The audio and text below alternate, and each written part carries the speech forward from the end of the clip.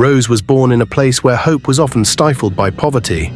Her family lived in a small mud house, surviving on her mother's subsistence farming and her father's occasional odd jobs. Growing up, Rose watched her parents toil endlessly without much to show for it, and her heart ached. She resolved at a young age to rewrite the narrative of her family. "I will make things better for us," she often whispered to herself. Rose was not only stunningly beautiful, but also remarkably intelligent. Her beauty was the kind that turned heads, and her intelligence the kind that inspired admiration. Yet she refused to be defined by her looks. "Beauty is fleeting," her mother often told her, "but what you put in your head, no one can take away." At school, Rose was a star. She excelled in every subject, earning the respect of her teachers and peers. But life on campus was not without its challenges. Being both brilliant and beautiful, Rose attracted attention from all corners. Campus big boys flaunted their wealth, trying to win her over with gifts, promises, and charm. Rose, just one dinner, a persistent admirer named Amika pleaded one afternoon after class. "I could take care of you. You wouldn't have to stress about anything." She smiled politely. "Thank you, Amika, but I'm not interested. I have my goals, and distractions aren't part of them." Rose stayed true to her word. She joined a study group and spent countless hours in the library, poring over textbooks, solving equations, and practicing presentations. Her dedication was unwavering, and it paid off. At graduation, Rose stood on the podium as the valedictorian, her first-class degree in business administration, a testament to her hard work and determination. Her family, who had never even dreamed of attending such an event, watched with pride and tears in their eyes. Her father's voice trembled as he said, "You've done what no one in this family ever thought possible. We are so proud of you, Rose." But life after graduation was not as rosy as she had imagined. With her impressive results, Rose believed she would quickly secure a job and begin lifting her family out of poverty. She sent out dozens of applications, attended interviews, and waited eagerly for callbacks. Days turned into weeks, and weeks into months. The rejection emails piled up, and the silence from some companies was deafening. When she finally got invited to interviews, the conversations often took a dark turn. "Miss Rose," one interviewer said with a sly smile, "you're undoubtedly qualified. But tell me, how badly do you want this job?" His eyes roamed over her in a way that made her skin crawl. "What do you mean, sir?" Rose asked cautiously. He leaned forward. "Sometimes, to secure opportunities, one must be flexible. If you're willing to spend some time with me after hours, I'm sure I can push your application to the top of the pile." Rose's stomach churned. She stood up abruptly. "I'll have to decline, sir. My qualifications speak for themselves, and if that's not enough, then this isn't the place for me." Time and again, similar scenarios played out. Rose discovered that many of her less qualified peers had secured jobs by succumbing to such advances. Her frustration grew. One evening, sitting on the veranda of their modest home, her younger brother Chidi asked, "Sister, why haven't you started working yet? I thought you said you'd get a big job and take us all to the city." Her mother quickly intervened. "Chidi, don't ask such questions. Your sister is trying her best." Rose forced a smile, but couldn't stop the tears that welled up. "I'll figure it out, Mama. I just need some time." One day, after another failed job interview, Rose sat outside the company building, her head in her hands, crying. She wasn't sure how to face her family again and explained that once more she hadn't secured a job. The weight of the disappointment felt unbearable. She thought of her parents' faces, proud of her achievements, yet unaware of the painful truth she was hiding. Just as she was about to compose herself and leave, a voice interrupted her thoughts. "Is that you, Rose?" The voice sounded familiar, but she couldn't quite place it. She looked up, trying to wipe the tears from her eyes, and saw a woman approaching her. At first, Rose didn't recognize her. The woman was dressed in an elegant designer outfit, her long, sleek hair cascading down her back.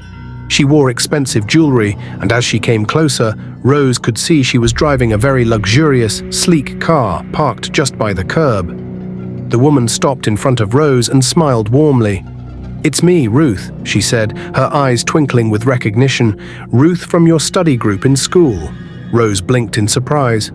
Ruth, the same Ruth who had sat next to her in study sessions. the one with the messy hair and the modest clothes. This woman looked nothing like the Ruth she remembered. "Ruth?" Rose stammered, her voice almost a whisper. "Is it really you?" Ruth laughed, her smile still radiant. "Yes, it's me. I know. I've changed a lot." She took a step closer and sat beside Rose, noticing the tears still in her eyes. "You look like you've had a rough time. What's going on?"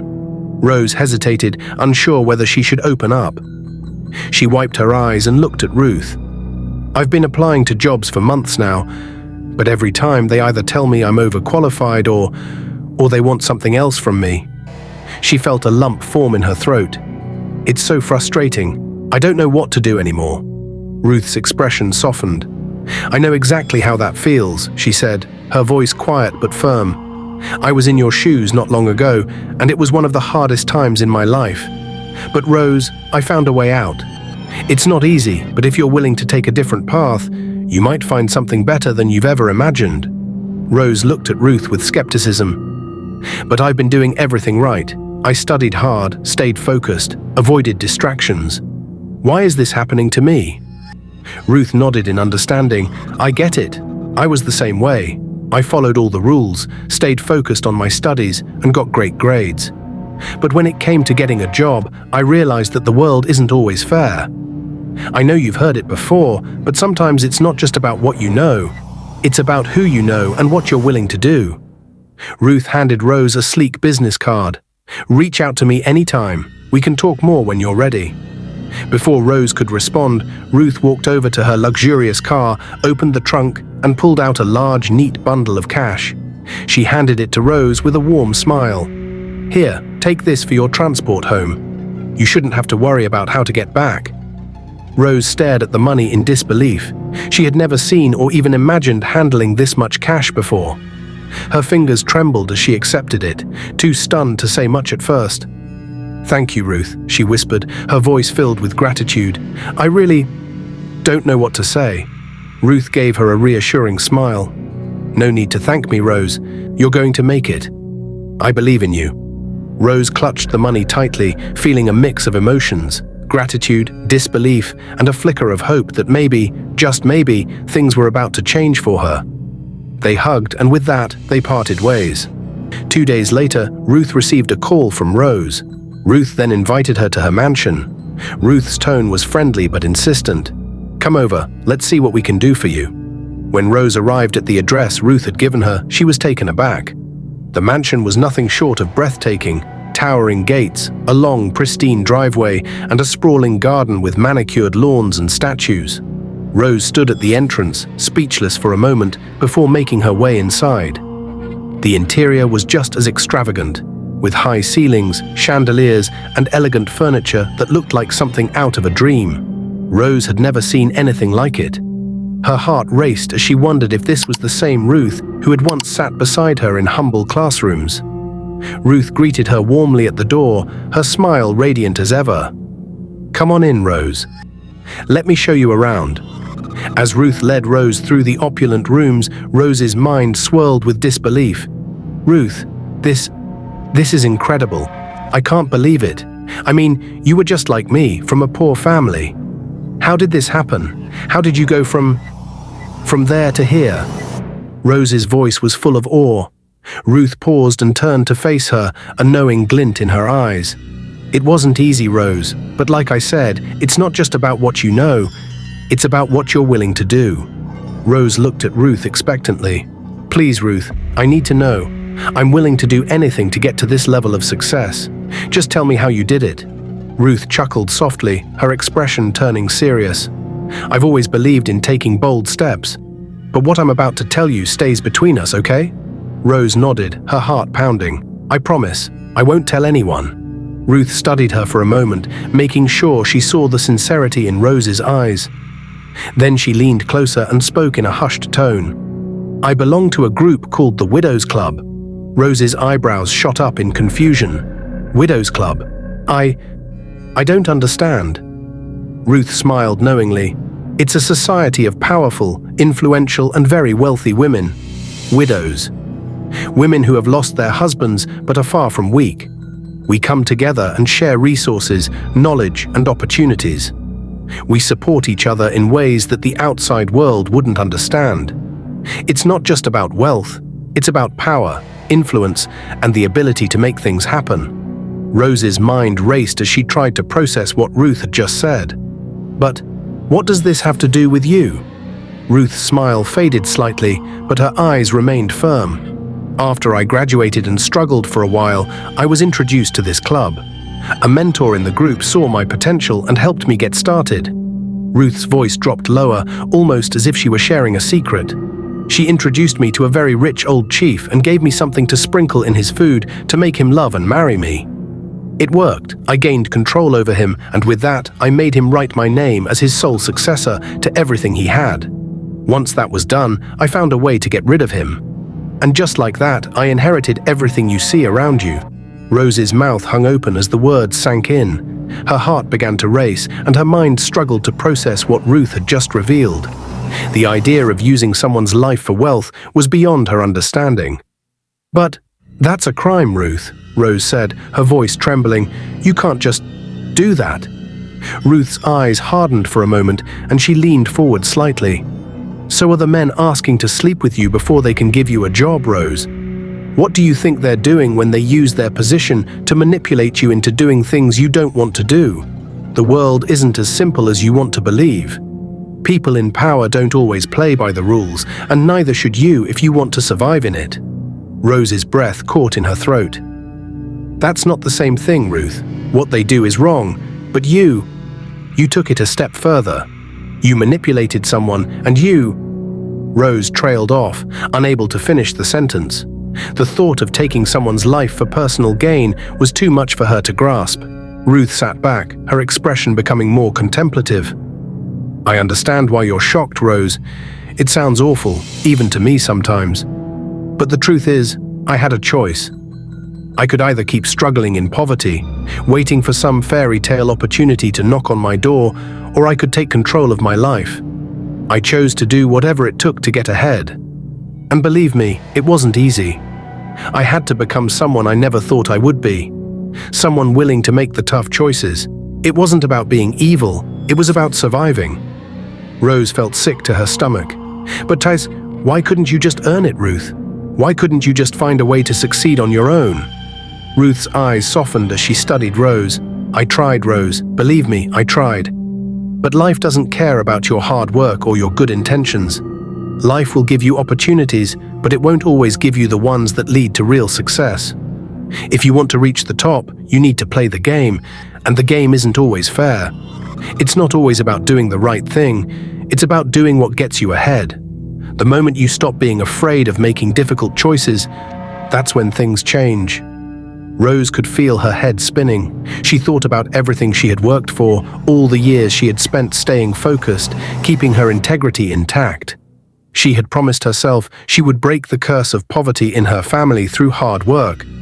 But now she was hearing Ruth's story, one of manipulation, betrayal, and choices that went against everything she had ever believed.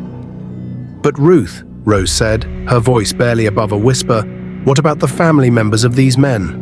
Don't they fight back, knowing something is fishy?" Ruth's expression didn't waver. She leaned back in her chair, crossing one leg over the other. "That's where the Widows' Club comes in," she replied smoothly. "The group is made up of powerful women, wives of late presidents, ministers, judges, and some of the most influential men you can think of. They protect each other. When someone questions or tries to fight back, the club pulls strings behind the scenes. Court cases disappear, evidence gets buried. The system bends to favor us. You'd be surprised how much influence we really have." Rose's heart pounded harder. The thought of crossing such powerful people sent chills down her spine. "So there's no way out once you're in?" she asked cautiously. Ruth smiled faintly. "Let's just say no one ever wants to leave." Rose sat in silence, her mind reeling.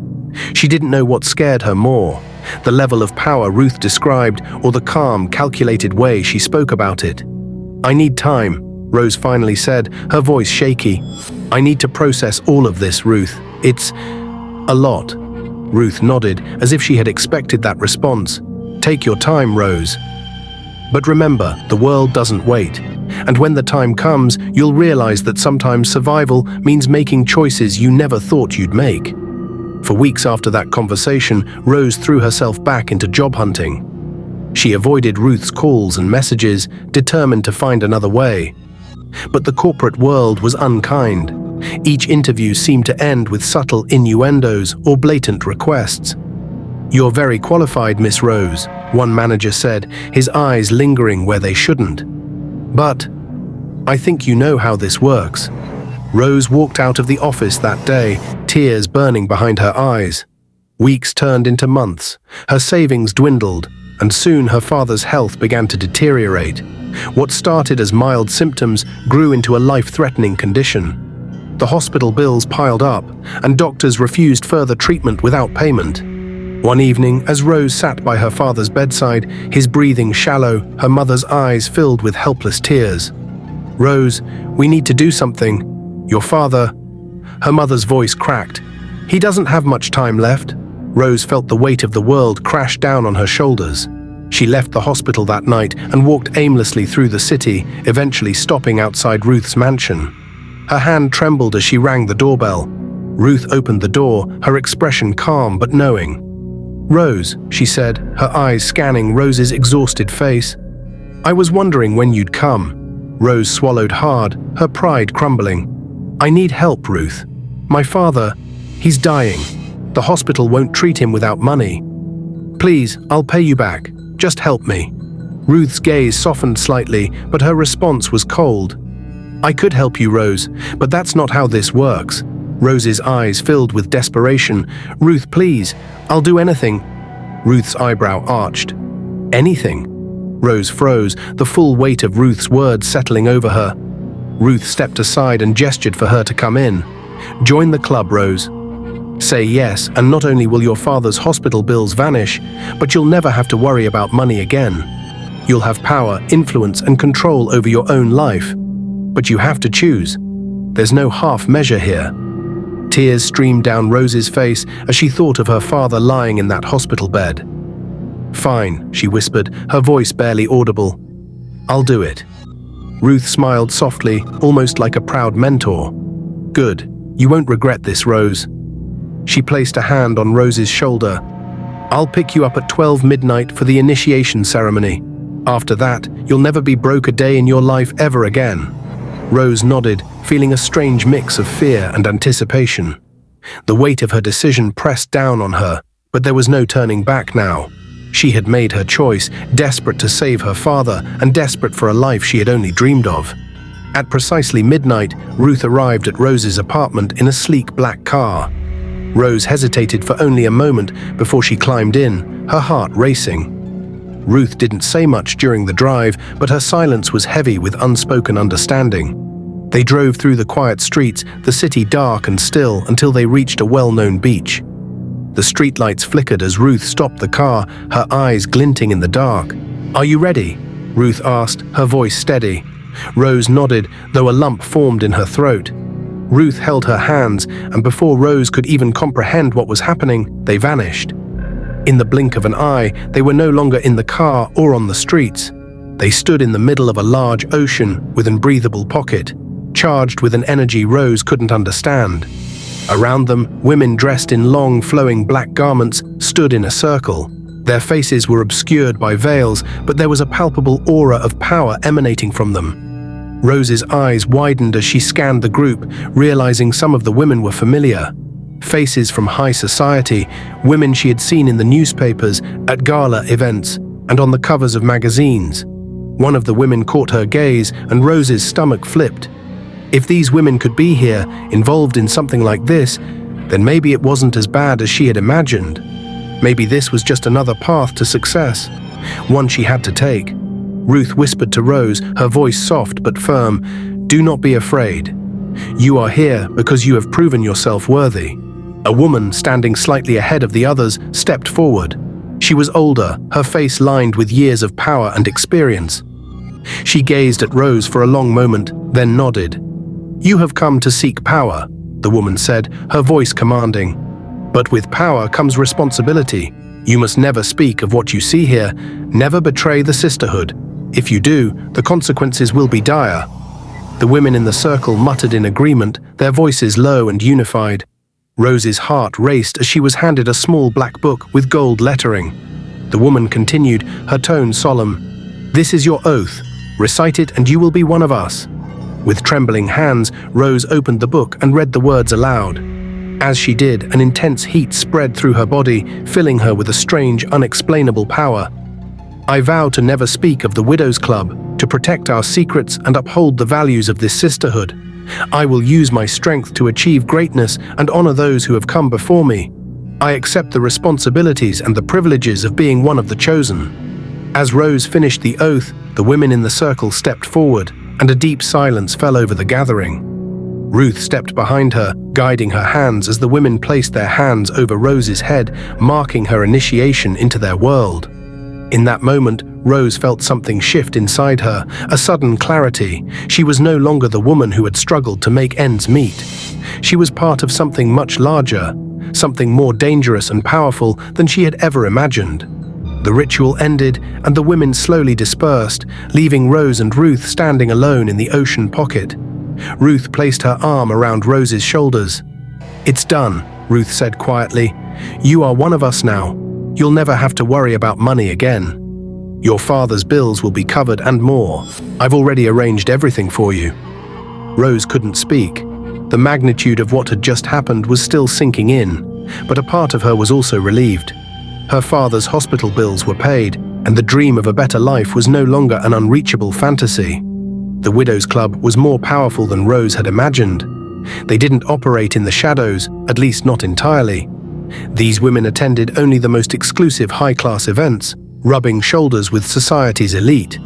Their presence commanded respect, and even the wives of living, powerful men often whispered longingly about joining them. It was more than just a club.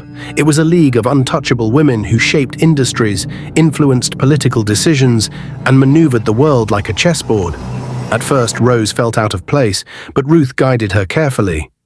"Confidence is key," Ruth whispered during one gala where Rose wore an emerald gown that cost more than her entire life's worth. "Look them in the eye. You belong here now. They need to know it." Rose met celebrities, governors, and business tycoons, and slowly her nerves faded. The wealth and power around her became familiar, and with time she found herself blending seamlessly into this new world. One evening, during a private fundraiser at an exclusive hotel, Ruth introduced Rose to Chief Okon, an 80-year-old oil tycoon with vast estates and businesses across the country. His wife had passed years ago, and he had no direct children, just distant relatives circling like vultures. As Ruth led Rose to his table, she whispered, "He's old but influential. Follow the plan and soon you'll have everything you desire." Chief Okon's eyes lingered on Rose the moment they met. "You're a rare beauty," he said, his voice gravelly but warm. "It's been a long time since I've seen someone like you." Rose smiled, remembering Ruth's instructions. "I'm honored, Chief," she replied softly, placing her hand lightly over his. "I've heard so much about you." Like magic, everything unfolded exactly as Ruth said it would. Within 2 weeks, the chief was utterly smitten. Rose followed every detail of the rituals Ruth had given her, small powders to sprinkle in his tea, subtle charms whispered at midnight. The proposal came swiftly. "I know I'm much older than you," Chief Okon had said one evening after a lavish dinner, "but I'd like you to be my wife. I want to spend my last years with someone like you by my side." Rose accepted without hesitation. The wedding was grand and extravagant, attended by influential figures from all walks of life. Ruth stood beside Rose, smiling approvingly as the vows were exchanged. "Remember," Ruth whispered during the reception, "the goal is simple. Once he makes you the sole heir, the rest will take care of itself." A month after the wedding, Chief Okon changed his will. His estates, businesses, and fortune were now Rose's. 2 weeks later, Chief Okon died of a sudden heart attack, or at least that's what the doctors declared. Rose sat at his funeral in all black, tears streaming down her face for the world to see. But beneath the veil, her eyes were dry and calculating. The Widows' Club had prepared her for this moment, and she played the grieving widow perfectly. They stormed the burial in style, wearing all black and sprayed so much money, people just stood by and watched the display of wealth and opulence. When the inheritance was officially transferred to her, Rose found herself the owner of multiple properties, a fleet of luxury cars, and controlling shares in major oil companies. She had attained a level she had never imagined in her entire life, and now she felt on top of the world. Her father's health had improved dramatically with the money she had provided, and her family members, who once looked at her with a mixture of pity and hope, now regarded her with admiration. Rose was not just wealthy, she was powerful. No longer the girl who fought to stay afloat, she had become a queen in her own right, commanding respect wherever she went. 2 years passed in this newfound world of luxury, and Rose felt more at peace than ever before. Her confidence soared as she moved in higher circles, attending events with foreign dignitaries, CEOs, and philanthropists. But it was not until she met Andrew that things began to change again. Andrew was a striking figure, tall, confident, with the charm of a man who had seen the world. He was a commercial pilot, often flying to international destinations. From their first meeting, they shared an undeniable connection. His laugh was contagious, and his eyes sparkled with genuine warmth every time they spoke. Rose, for the first time in years, felt completely vulnerable with someone. She respected him not just for his looks or career, but for his kindness, intellect, and the way he made her feel. They began spending more and more time together, their bond deepening with each passing day. And then, on one moonlit evening on the balcony of one of her many estates, Andrew knelt before Rose, holding out a beautiful diamond ring. "Rose," he said, his voice steady but full of emotion, "I can't imagine my life without you. Will you marry me?" Tears filled Rose's eyes as she gazed at him, overwhelmed by the beauty of the moment. "Yes," she whispered, "yes, Andrew, I will." She was truly happy. She had everything she could possibly want, wealth, power, and now the man she loved. But that happiness was short-lived. The very next day, Ruth and a few of the Widows' Club members summoned Rose to a private meeting. As she entered the room, she could sense the tension in the air. Ruth sat at the head of the table, her expression unreadable. The other women were silent, their eyes trained on Rose. Ruth spoke first, her tone cold and serious. Rose, still beaming with excitement about her engagement, took a seat. "What's going on?" Ruth's voice hardened. "We've heard about your engagement to Andrew." She paused, glancing at the others around the table before meeting Rose's eyes again. Rose's smile faltered. "What do you mean?" "I love him, and we're going to get married." "What's wrong with that?" The room grew heavy with silence. One of the older women, a former diplomat's wife, spoke up. "Rose, the Widows' Club was never meant for love. It's for widows, only widows. You cannot marry for love. If you choose to marry, your husband must die. That is how the power flows." Rose's heart stopped. She couldn't breathe for a moment as the words sank in. "What? What are you saying?" Ruth's gaze was unflinching, and her words were firm. "It's the law of the club, Rose. We made you a widow so you could rise to the power you have now. But if you marry for love, you will forfeit everything we've built, and you cannot marry unless he is dead." Rose stood up, her hands trembling. "You never told me this, Ruth. You never told me that my happiness had a price. I can't believe this." "You knew the risks when you joined us," Ruth replied, her voice softer now but still firm. Tears welled up in Rose's eyes as the weight of the situation crashed over her. She felt betrayed, her world shattering around her. She had dreamed of building a life with Andrew, of having children, of being a family. And now she was being told that she had to choose between that life and the power she had gained. Power that had come at such a steep price. "Ruth, I didn't join you to be a pawn in a game of death," Rose said, her voice breaking. "I wanted a better life, but not at the cost of my happiness." Ruth stood up then, walking over to Rose. "I understand this is difficult for you, but this is how it has always been. The Widows' Club gives you everything you've ever wanted, but there is always a price. This is the price you have to pay." Rose knew deep down that she couldn't live without Andrew. The thought of losing him, of living a life where she had everything but love, felt suffocating. She could not let go of him, no matter the cost. So, despite the warnings, she made a bold decision. She planned a secret wedding, one that would not be marked by the watchful eyes of the Widows' Club. There would be no grand ceremony, no luxury-filled event. Just her, Andrew, and the love they shared. But little did she know, the shadows of her past would not let her go so easily. The day of the wedding, Rose's heart was full of hope, her mind set on a future she had always dreamed of. The ceremony was beautiful, simple, intimate, and perfect. But as soon as she and Andrew exchanged vows and were about to celebrate their new life, chaos erupted. Without warning, a group of women stormed into the venue, dressed head to toe in black. The crowd gasped in surprise, unsure of what was happening. Rose's stomach dropped. The Widows' Club had found her. They didn't speak a word to her. They didn't need to. The message was clear. They threw bundles of cash into the air, just as they always did, a reminder of their wealth and power. The sound of the money hitting the floor echoed in Rose's ears, a chilling reminder of what she had left behind. Then, without a word, they left. Rose stood frozen, her mind racing. She tried to mask her panic, knowing she couldn't let Andrew see her worry. But inside, her thoughts were spinning. This was just the beginning. After the wedding, she tried to distance herself from the Widows' Club. She stopped attending their meetings and even relocated to a new house, hoping to leave her past behind.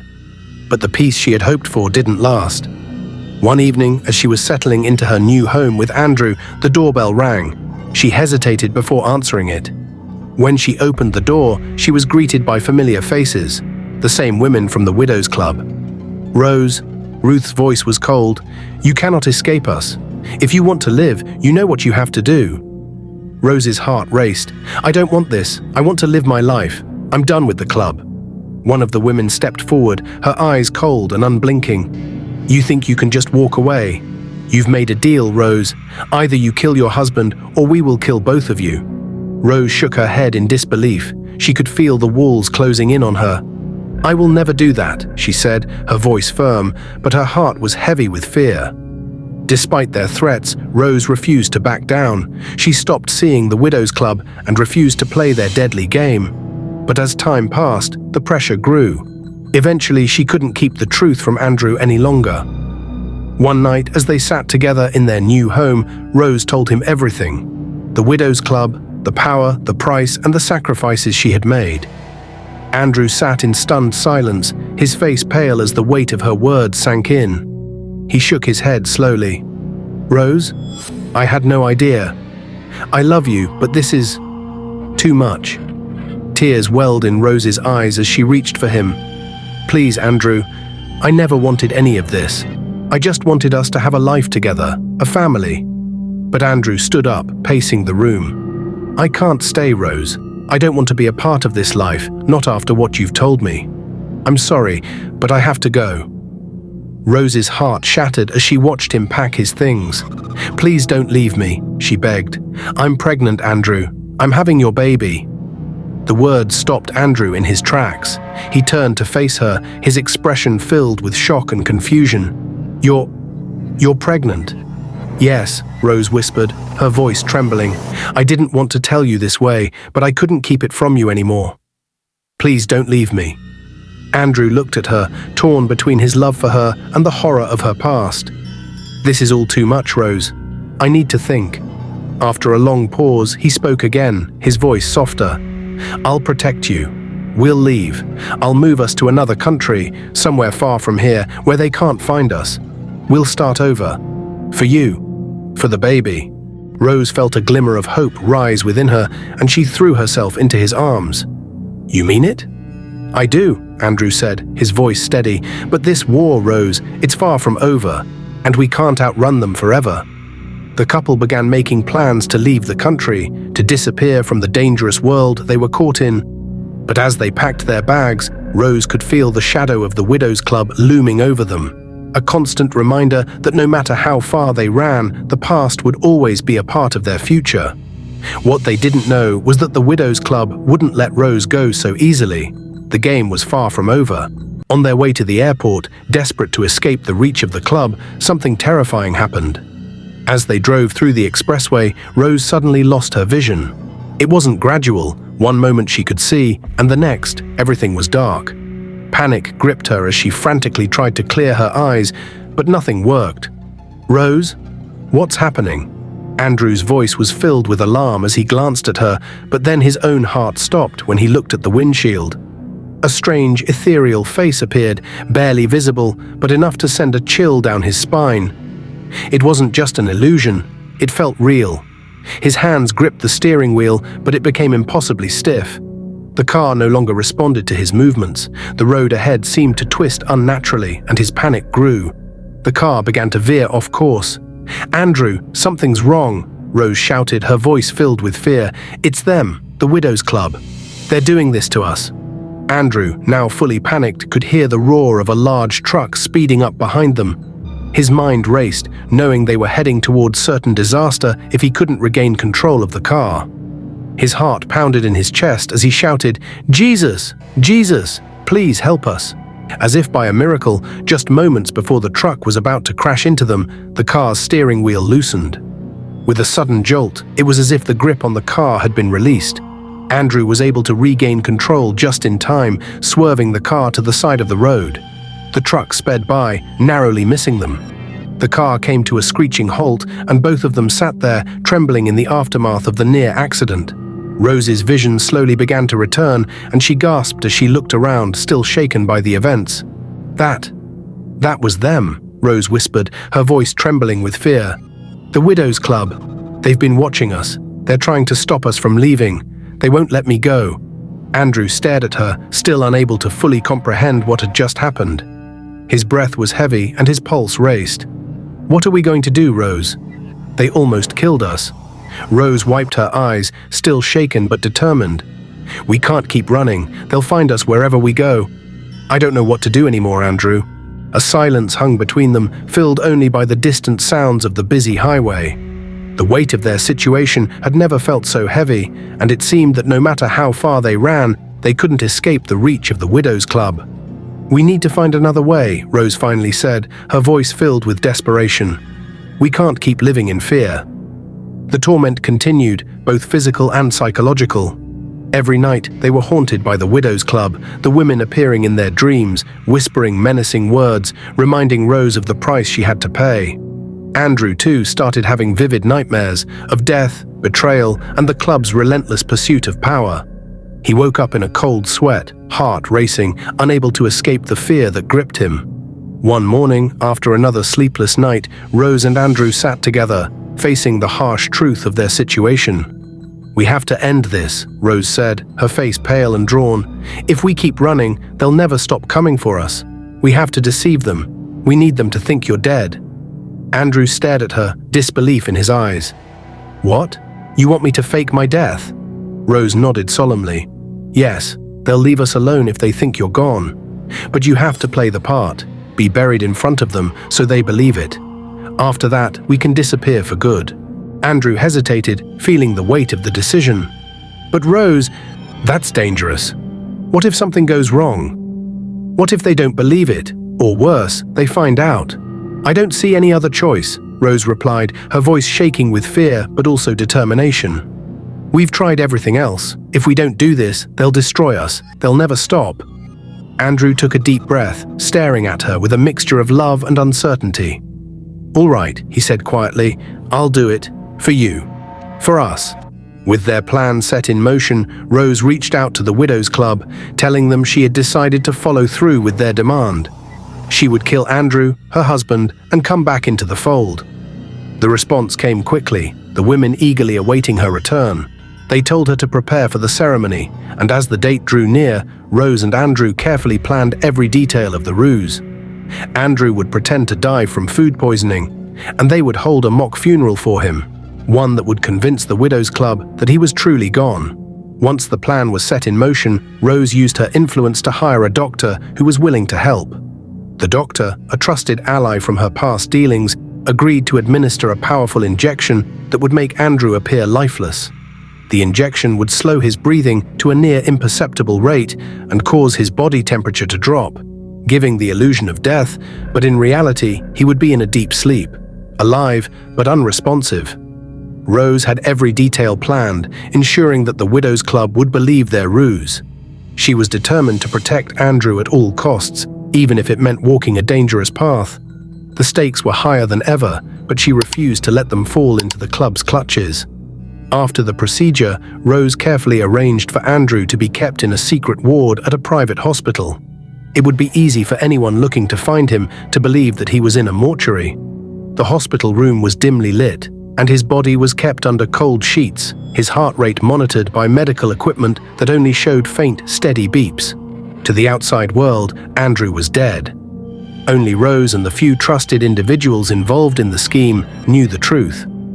Meanwhile, Rose reached out to Ruth, arranging for her to come and confirm the death. Ruth arrived, her eyes narrowing suspiciously as she stood over Andrew's lifeless form. She took a long, lingering look at him, and then, with a cold smile, nodded. "His burial will be in 3 days," she said, her voice emotionless.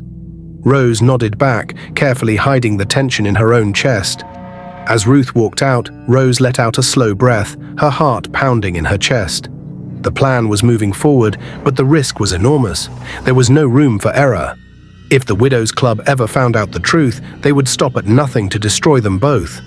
After Ruth left, Rose made sure that Andrew's condition remained undetected. The secret ward where he rested was well guarded, and the medical staff who were in on the plan kept a watchful eye on him, ensuring he was nourished through an intravenous drip and that his condition remained stable. He was given just enough sustenance to keep his body from deteriorating while he was asleep, his muscles and skin slowly recovering from the effects of the injection. The days leading up to the funeral were filled with a strange sense of unease. Every time Rose entered the room where Andrew lay, she couldn't help but feel the weight of the deception. The Widows' Club was no fool. They would be watching, and if they ever suspected anything out of the ordinary, the consequences would be dire. But for now, she played the role of the grieving widow, mourning the loss of the man she loved, knowing it was the only way to protect them both. On the day of the funeral, Rose put on a mask of sorrow, ready to face the women of the Widows' Club one last time. She wore a long black dress, her face partially hidden beneath a veil. Her eyes were red and swollen, not just from pretending to cry, but from the weight of the deception they had to carry out. Friends and family gathered quietly around the open grave, their faces heavy with mourning. Andrew's parents sat beneath a canopy, clutching each other for comfort. His mother sobbed softly into a handkerchief, while his father sat in stoic silence, his eyes glazed over in shock. A sleek black casket lay suspended above the grave, surrounded by an elaborate arrangement of white lilies and roses, Andrew's favorite flowers. A pastor stood at the head, reading solemn verses from the Bible, his voice trembling with emotion. Rose sat at the front, her heart thudding violently beneath her ribcage. She felt suffocated by the weight of the act they were performing, but she forced herself to keep her composure. This was the only way. The sound of hymns filled the air, and several guests stepped forward to share kind words about Andrew's life, how he had been a man of integrity, a devoted partner, and someone who brought light to every room he entered. But just as the ceremony seemed to be reaching its quiet conclusion, the atmosphere shifted. The sound of expensive heels clicking against the concrete path echoed through the cemetery. Heads turned as a fleet of black luxury cars pulled up to the entrance. Rose's heart sank. She recognized the familiar spectacle even before she saw them. The Widows' Club had arrived. Dressed in flowing black gowns and veils, the women emerged in perfect unison. Ruth led them, a twisted smirk hidden behind her veil as her sharp eyes scanned the gathering. Behind her, the others followed, all draped in gold jewelry and accompanied by bodyguards who carried lavish flower arrangements and bundles of crisp bills. The murmurs of the crowd grew louder as the women paraded forward, creating an aura of unease and intrigue. The sight of them at a funeral was unusual, unsettling even, but no one dared question them. The Widows' Club held untouchable power, and their presence alone commanded attention. Rose's heart raced as Ruth approached, standing right beside her at the edge of the grave. "My dear Rose," Ruth whispered, leaning slightly towards her, "you've done well." Rose stiffened, her fingers clutching the handkerchief in her lap. "Thank you for coming," she replied, her voice barely steady. Ruth smiled, as if amused by Rose's nervousness. She turned to the casket, nodding in approval. He was handsome. Such a shame he had to go so soon, but sacrifices must be made for a brighter future. Wouldn't you agree? Rose forced herself to nod, unable to meet Ruth's eyes. Behind Ruth, the other widows began spraying bundles of money around the grave. The thick scent of cash filled the air as the bills fluttered down, a grotesque display of wealth in the midst of mourning. Andrew's mother gasped, watching as the women tossed the money without a care. She glanced at Rose in confusion, but said nothing, sensing that whatever was happening was far beyond her understanding. The pastor hesitated, glancing at Rose for guidance, unsure whether to continue.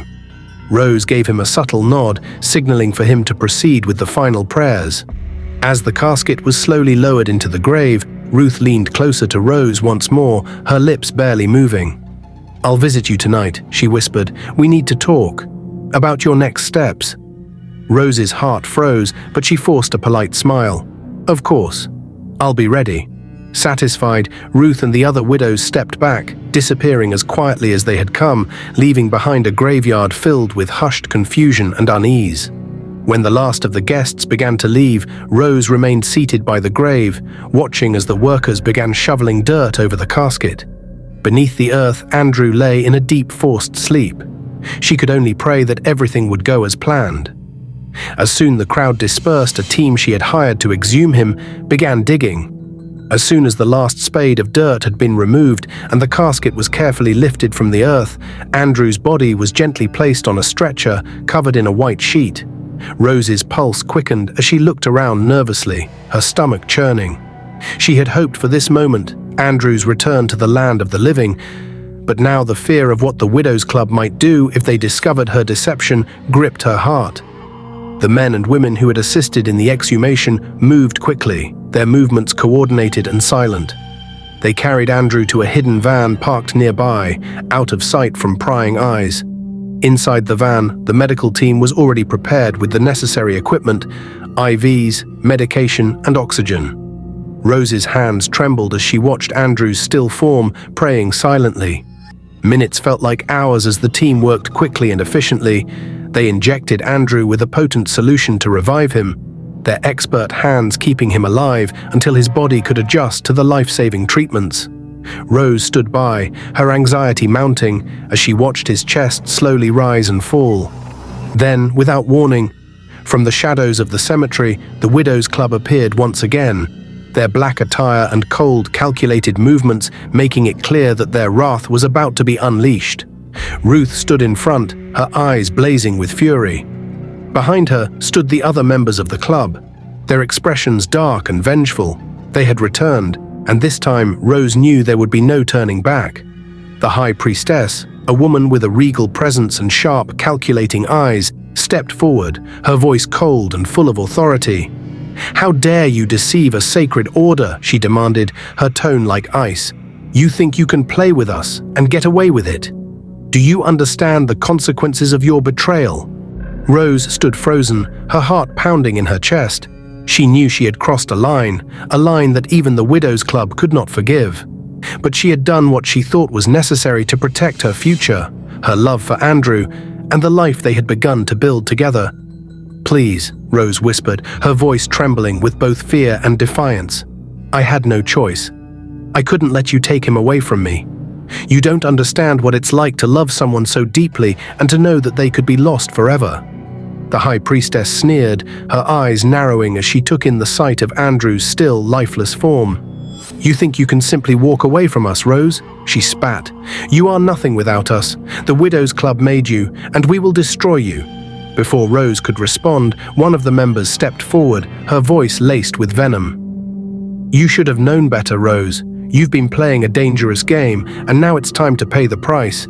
You thought you could outrun us, but you can never escape what we are." Rose's eyes flicked to Andrew, who was still unconscious, but his breathing had become steadier. She could see the faint rise and fall of his chest, a sign that the plan was working, that he was slowly returning to life. The priestess stepped closer, her gaze never leaving Rose. "You've broken the most sacred rule, Rose. The rule that says you can never marry for love, that you must never have a life outside of the Widows' Club, and now you will pay dearly for it." The High Priestess raised her staff high, her eyes glowing with fury as she prepared to unleash the full power of the Widows' Club upon Rose. The women around her began chanting in a low, ancient hum, their voices blending together in a powerful and unsettling symphony. The air seemed to crackle with dark energy, and Rose felt her heart race as a cold chill swept over her. She trembled, knowing that this was it, the moment when everything would either be destroyed or saved. Just as the priestess was about to strike, a sudden powerful force surged through the cemetery, and the priest who had officiated Andrew's mock funeral appeared from nowhere. Dressed in a simple robe, but with an undeniable aura of spiritual strength, he stood between Rose and the wrath of the Widows' Club. His presence was commanding, and the dark energy surrounding them began to waver in its intensity. "Enough!" the priest shouted, his voice strong and unwavering. "You will not harm her." Rose, terrified and unable to move, instinctively crouched behind the priest, hiding from the storm of power that surrounded them. Her heart pounded in her chest, but she dared not look up. She could feel the weight of the Widows' Club's fury, and she knew that only divine intervention could save them now.